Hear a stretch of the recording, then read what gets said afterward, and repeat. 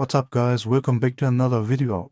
Today we're going to talk about a new build. But first of all, let me tell you, a lot of you told me you don't like to run Alba.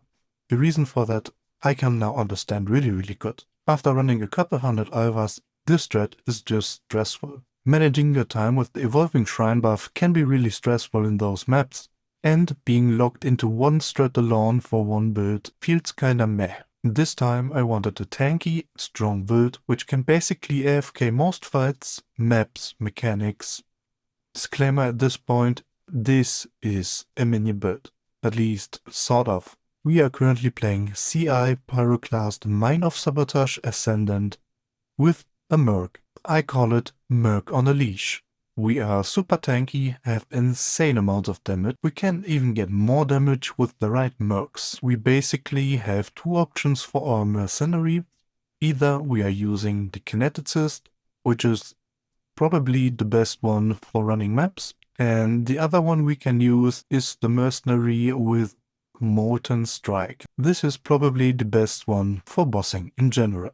Don't forget to like and subscribe. As you probably can tell, we are the Aura bot for our Merc. We are using Flamelink to inherit all our stats, our flask and our buffs to our mercenary.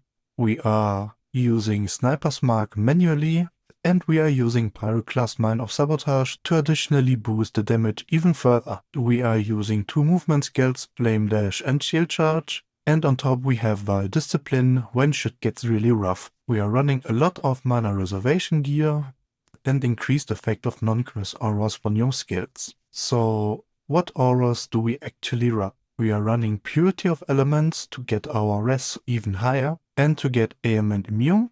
We are running Clarity Aura. We are running Grace, Determination, Discipline, Purity of Lightning, Tempest Shield, Vitality, Purity of Fire, Purity of Ice. We are using Pyroclast Mine of Sabotage with our Minefield support, which lets us throw a lot of mines really fast. The only downside is we are reservating mana when we are throwing mines, but when we trigger them, our mana gets freed. To really make this build work, we are using the Hand of Therica Mesh Gloves. For the link, we are using Flamelink with Empower support, which gets us to level 26. Overall for our gear we are using a lot of uniques, which is pretty handy. We are using Darkseer Shadow Scepter to get +2 to level 2 all spell skill gems. We are using a Calandra's Touch. Also the Aegis Aurora Champion Kite Shield, which is probably one of the best CI shields in the entire league right now. We are running the Corruption, take 30% reduced extra damage on critical strikes. Also we are running March of the Legion boots, which are pretty standard for any aura bot. In this case, the corruption we want to run is either plus level 2 gems, or we are using chance to suppress spell damage to cap our suppression. For that we are using Mage Blood, which is currently really cheap at around 130 divs. For the amulet, I am currently running the Eternal Struggle. Keep in mind, this amulet is not good because the wrong implicit is dominant. We want to have the Searing Exarch implicit dominant, so we have 15% cooling strike. For the ring, we are using a manifold ring with intelligence, maximum energy shield, mana and some mana cost reduction. On our chest we are using global defenses, intelligence, maximum energy shield, mana reservation efficiency of skills, chance to suppress spell damage, and for the implicits we are running Purity of Fire has increased aura effect and increased effect of non-curse aura from your skills, which is enhancing our auras by a lot. For helmet we are running the standard mana reservation of efficiency of skills, intelligence, maximum energy shield and chance to suppress spell damage. This is the basic aura bot gear which are most people running currently. For flask we are using a Quicksilver Flask, a Silver Flask, Quartz Flask and Jade Flask. On top we are using the unique flask Bottle Faith, obviously to create consecrated grounds, get our critical strike chance even higher and increase the damage enemies take. For the flask affixes, we want to avoid being stunned, we want to reduce the effect of curses on us, we want to increase our evasion rating, and we want to regenerate 3% of our life per second during this effect. We can pick this because we are running Zealot's Oath, which converts life regeneration into energy shade regeneration, which is perfect boss. Before we come to the mercenary gear, what makes this build really good? First of all, our armor is really high, we have good physical damage reduction, we have a lot of evasion rating and chance to evade attacks. Our regen from energy shield is insanely high. We have 100% chance to spell damage suppress. We can cap our rest to 90%. I'm currently at 90 cold, 89 lightning, 88 fire. We are chaos immune. We are currently block capped for attack damage and spell damage, which is really good. On top we have a 100% enemy crit exo damage reduction. We are immune to all ailments and we have an insane amount of movement speed. What makes this build even better? We are running a mercenary which will deal all the damage for us. We only need to use Flameling on cooldown to make the mercenary really strong. And for bosses we can also use the Pyroclasma, but for normal mapping we don't even have to do that. I also made a lot of showcases for you this time, so you can see how good the build actually is. This is probably the most fun I've had playing any build in the last few years. For the mercenary, we have pretty good gear, to be honest. So in general, with the mercenary, you want to cap all resistances. You want to get as high of fire resistance as possible because you are using Enmity's Embrace, which lets the mercenary penetrate fire resistance of enemies up to a maximum of 200%. Then we are using a body armor, which gives us a lot of crit strike chance if our lightning res overcapped. In general, we want a lot of maximum life on the items.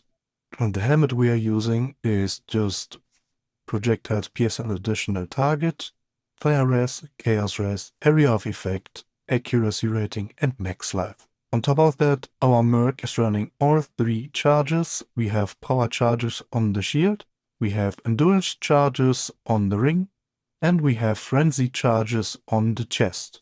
Also, our merc is completely reflect damage immune because of the implicit on the chest and the suffix on the ring. The ring in general gives our merc a lot of crit strike multi, maximum fire res, maximum life, and endurance charges on kill. Our boots just cap our chaos res even more. We also got some rarity, but this is absolutely not needed. We need fire res, projectiles pierce, and tailwind is pretty good if you did critical strike recently, and getting onslaught on kill. The merc is using Headhunter, which gives him an insane power spike after killing some elites. Only downside is sometimes you get a field mod, which lets the merc bug out, and then you have to leave the map and re-enter, and the merc will be fixed again. But this only happens like 1 of 10 maps. Maybe, if even. For our gloves we are just using attack speed, accuracy rating, max life, fire res, area of effect, area damage, and some projectile damage. For implicits we are using rage on attack and some fire damage leeched as life. Now for the weapon. This one is a mirror tier weapon. You can obviously use another one and still perform really good. This one is just probably the best merc weapon there is. We are getting attack speed, global accuracy rating, and a really important implicit. Enemies you kill have the chance to explode, which makes map clearing insanely easy. We also get a lot of spell damage, fire damage, attack speed again, critical strike multi, attack to penetrate elemental resistance, and some crit strike. So basically this weapon is a beast. Obviously it's kinda hard to get because it's the mirror. So this is our merc. Problem with our merc is our skills suck like crazy. Usually you want both kinetic blasts, one of clustering and one normal. You don't want kinetic bolt, if I remember correctly. And you usually don't want flame dash, instead you want inspiring cry. Or the other merc, which is probably better for bossing, you want smaller strike with molten strike, anger and infernal cry. But this one is also not really good, but it's level 84, which is pretty nice.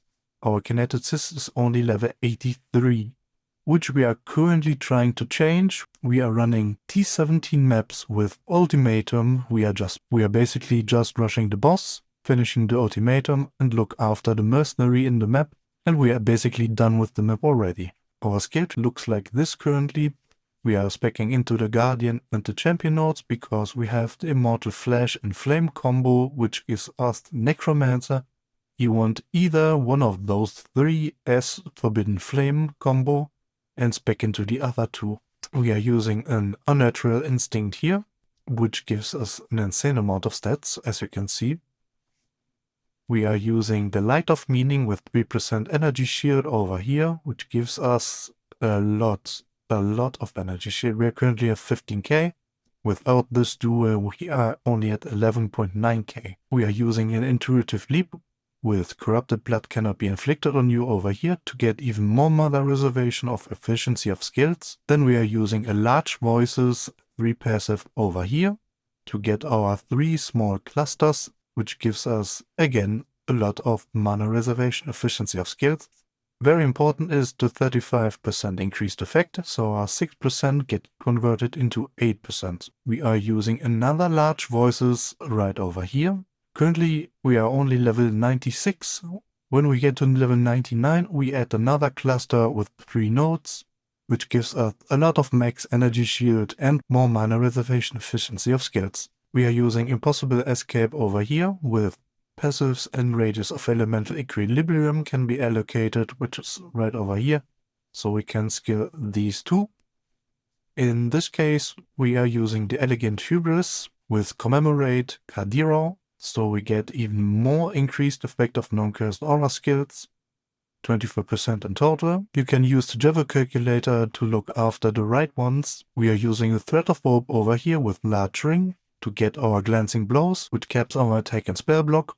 We are using 2 Rune Grafts, one of the Fortress over here and one of the Treachery over here. On top we are using a Watcher's Eye, which gives us even more suppressed chance while affected by Grace, and reduced extra damage from critical strikes while affected by Determination, which caps us at over 100% with the Rongo Kurai Turtle. This is basically our skill tree. We are focusing energy shield, increased non-curse aura effects from your skills, and mana reservation.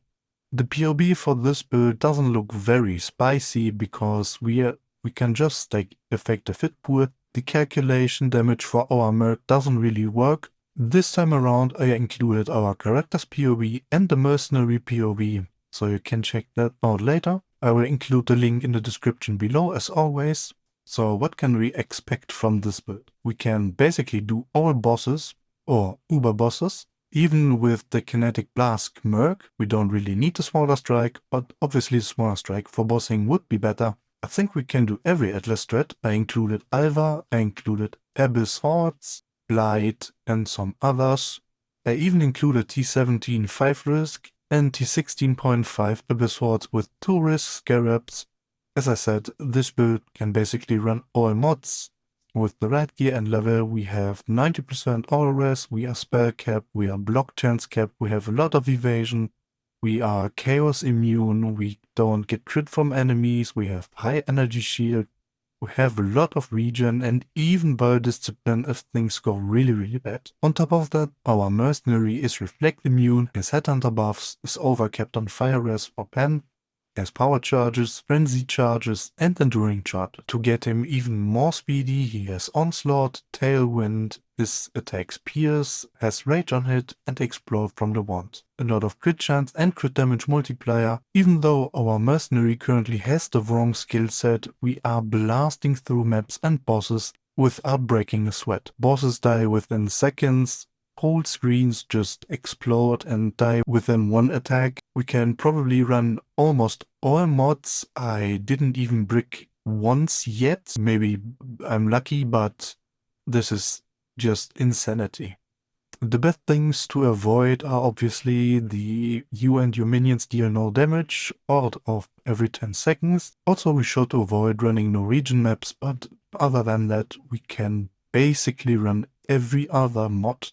So at this point, which upgrades can I make? First of all, we could get a better amulet with the right influence dominant to get our Culling Strike. We could change the helmet for a Murti helmet, which is probably the next upgrade I am going for. We could get the Molten Strike bossing merc to even increase our speed on bossing. And obviously one of the best changes right now would be to get a better kineticist at level 84 with a better skill set. This could actually make our mapping and bossing insanely fast. This is probably the best upgrade, but it really depends on if we get lucky and find one. I already ran like 30 or 40 T17 maps today, and I still didn't find a better one. This is why I'm doing the showcase with this mercenary. But as you can see in the showcase, we are still dealing insanely good with all these maps. So would I recommend this build with lower budget? We are currently 3 or 4 mirrors deep, and with this amount, this build is insanely fun. As I said, we can run everything we want to. We don't have a single problem at anything. Bosses melt within seconds. I would obviously recommend playing this build 10 out of 10. With lower investments, this build is still really, really good. You maybe struggle with running reflect maps because you're obviously on a budget and probably can't take this reduced reflect damage ring. You also won't have to explode, but to be honest, if you get a better skill than that, you don't even need to explode. So would I recommend this build on a budget? Yes, definitely. If you like minion builds, you should actually try this one. This farms currency, this farms bosses. You're basically free to do whatever you want. You are not locked into one strat or one type of mechanic in this game. You can actually run everything you want to with this build on easy mode.